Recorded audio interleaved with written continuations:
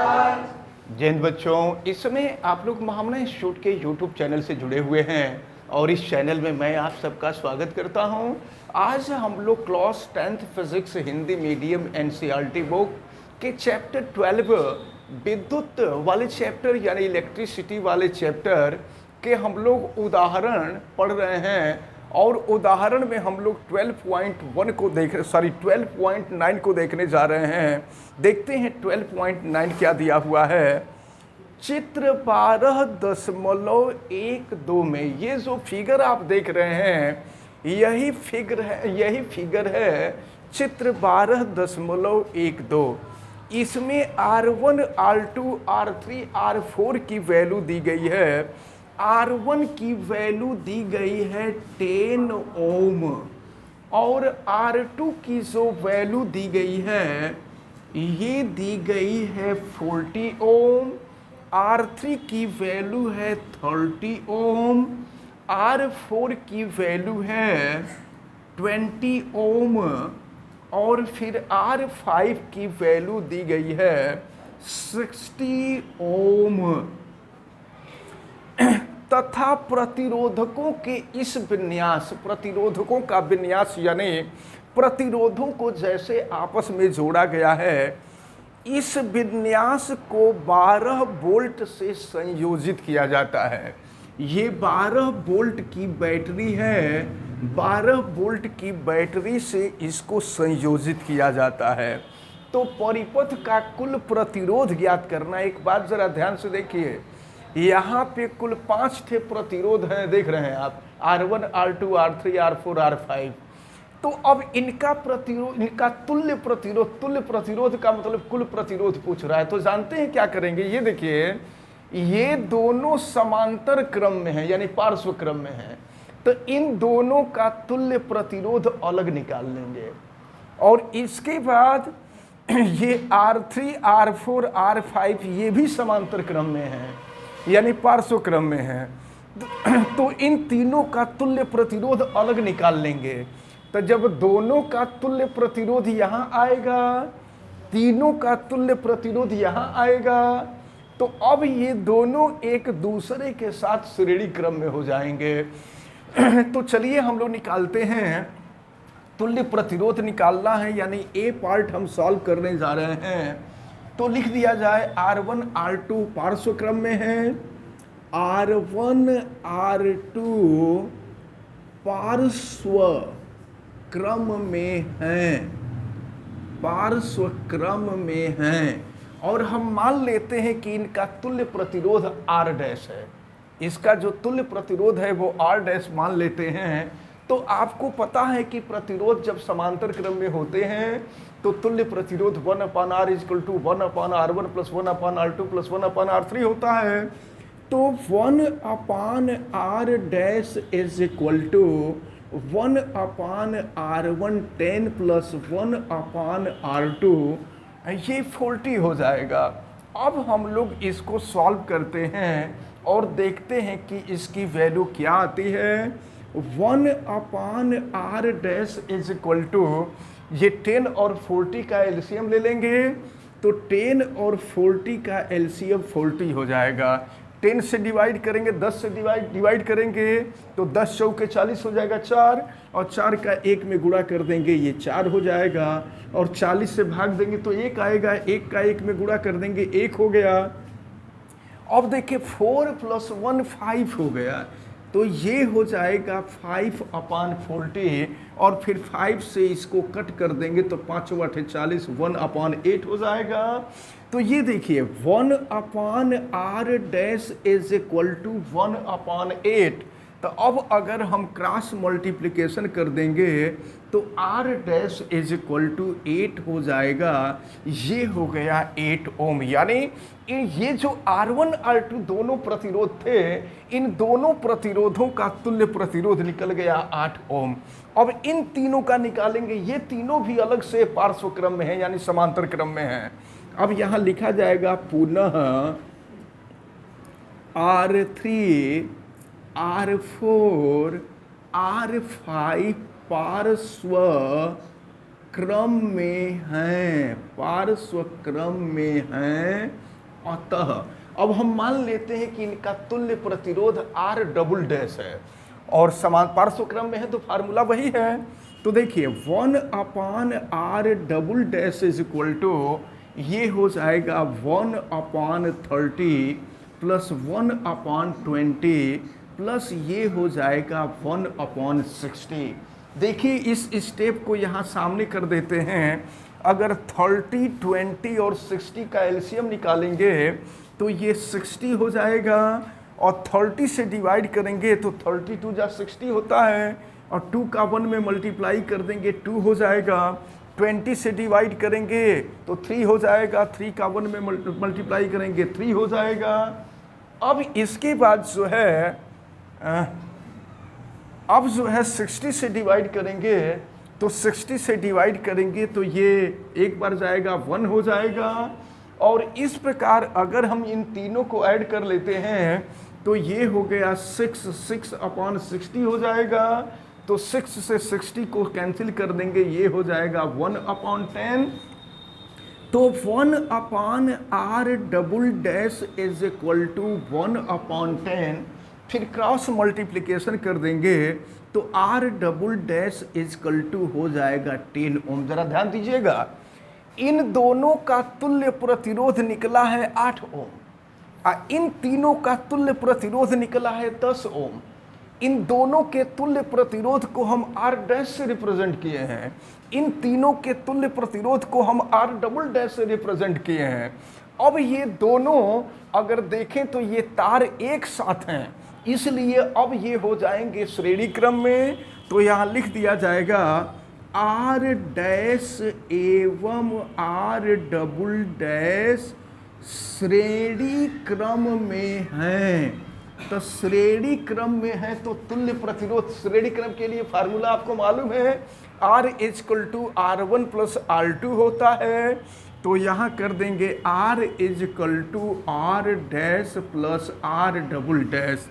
तो R dash की value है 8 और R डबल डैश की वैल्यू है 10 और 10 में 8 को ऐड कर देंगे तो हो जाएगा 18 ओम।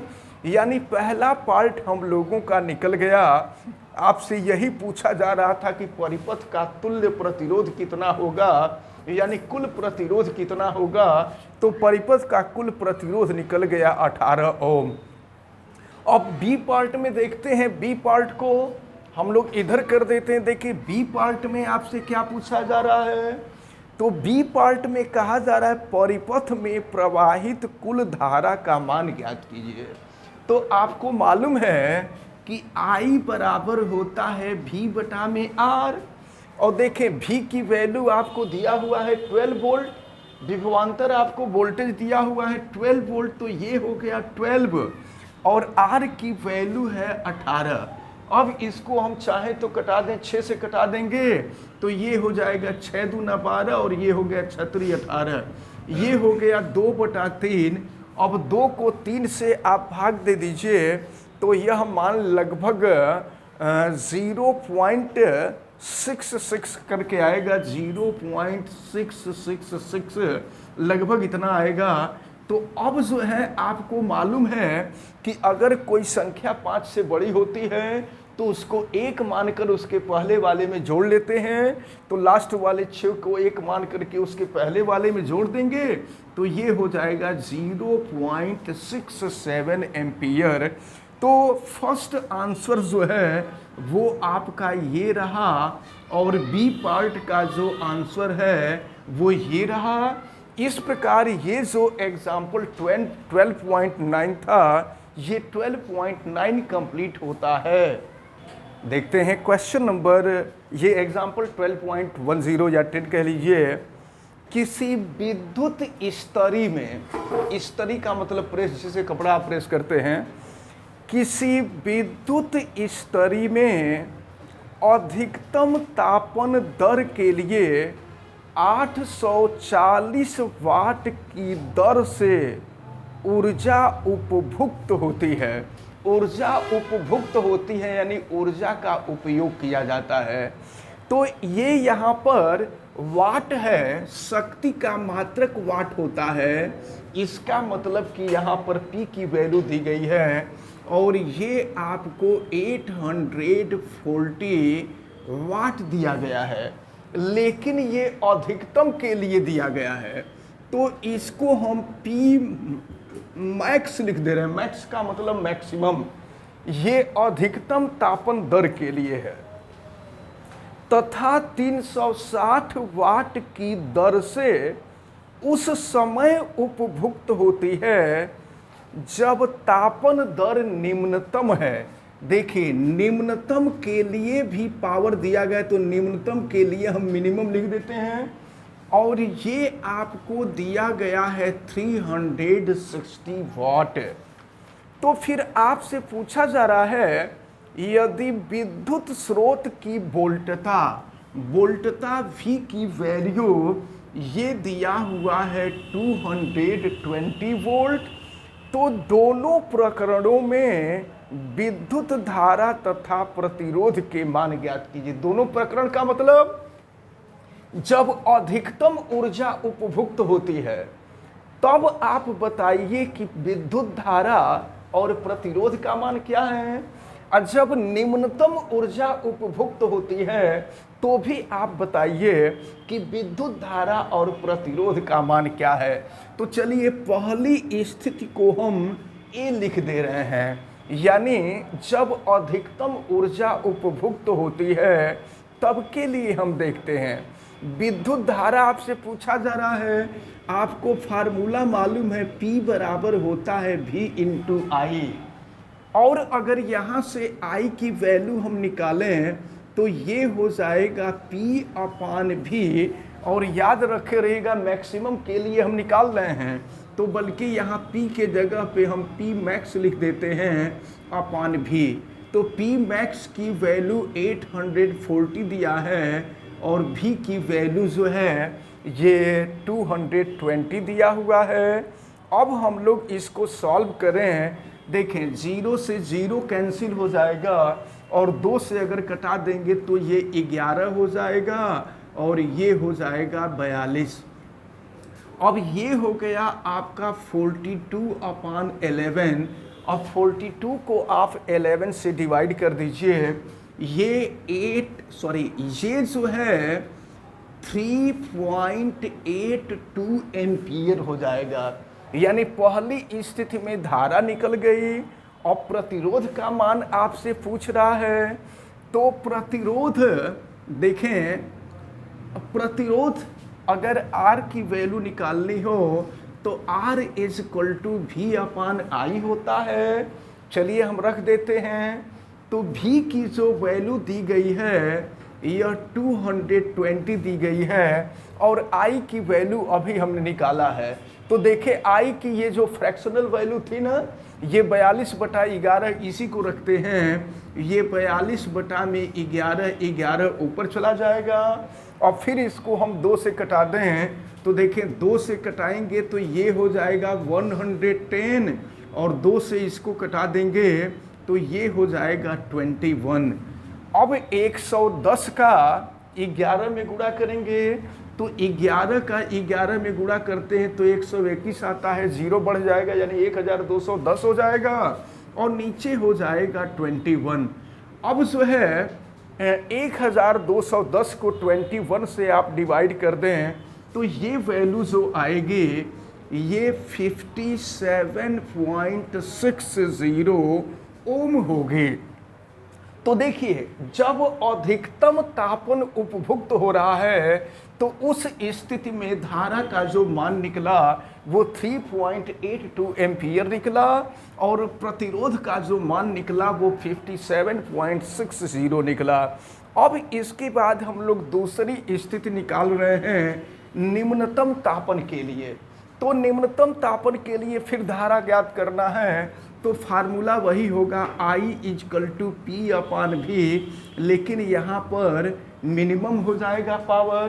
तो मिनिमम पावर होगा तो इसकी वैल्यू आपको 360 और V की वैल्यू 220 है। फिर इसको सॉल्व करेंगे, 0 से 0 कटा दीजिए और फिर 2 से कटाइए, 2 से कटाएंगे तो ये 11 होगा, 2 से इसको कटाएंगे तो ये हो जाएगा 18, यानी ये हो गया आपका 18/11। अब 18 में 11 से भाग दे दीजिए तो ये 1.64 एम्पियर हो जाएगा, यानी धारा का मान निकल गया।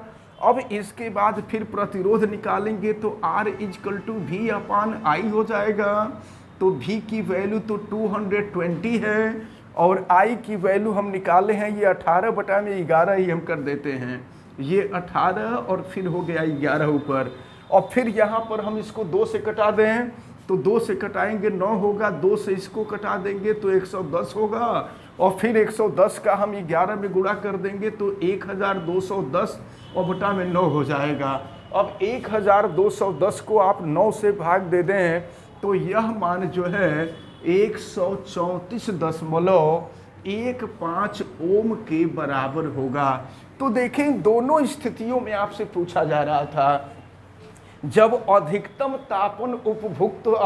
तापन की स्थिति में ऊर्जा उपभुक्त हो तो उस स्थिति में विद्युत धारा निकल गई और प्रतिरोध निकल गया, और जब निम्नतम उपभुक्त हो तो उस स्थिति में विद्युत धारा और प्रतिरोध का मान निकल गया। यानी इस प्रकार ये जो एग्जाम्पल नंबर 10 था, ये एग्जाम्पल नंबर 10 कंप्लीट होता है। अब इसके बाद जो नेक्स्ट एग्जाम्पल होगा उसको नेक्स्ट वीडियो में देखेंगे हम लोग, और हमें उम्मीद है कि ये दोनों एग्जाम्पल आपको बहुत अच्छी तरह से समझ में आए होंगे। आप वीडियो को लाइक ज़रूर कीजिएगा, चैनल पे नए हैं तो चैनल को सब्सक्राइब भी कर लीजिए, वीडियो को मैक्सिमम स्टूडेंट तक शेयर भी करें तथा बेल आइकन को भी प्रेस करें ताकि प्रतिदिन पढ़ने वाले वीडियो की सूचना आपको मिलती रहे।